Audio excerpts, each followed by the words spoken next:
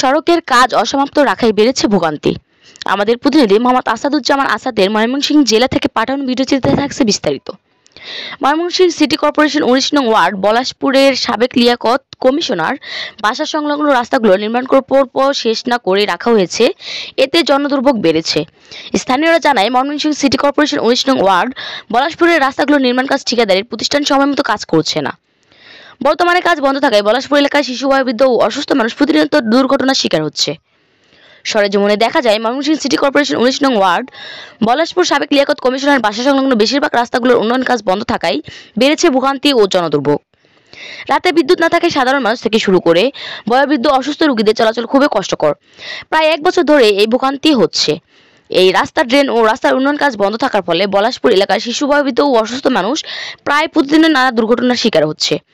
বর্ষা বাদলে সামান্য বৃষ্টির পানিতে জমে থাকে ময়মনসিংহের ১৯ নং ওয়ার্ড পলাশপুরের সাবেক লিয়াকত কমিশনারের বাসা সংলগ্ন এই রাস্তাগুলোর। এর ফলে এই রাস্তায় চলাচলের প্রায় অনুপযোগী হয়ে যায়।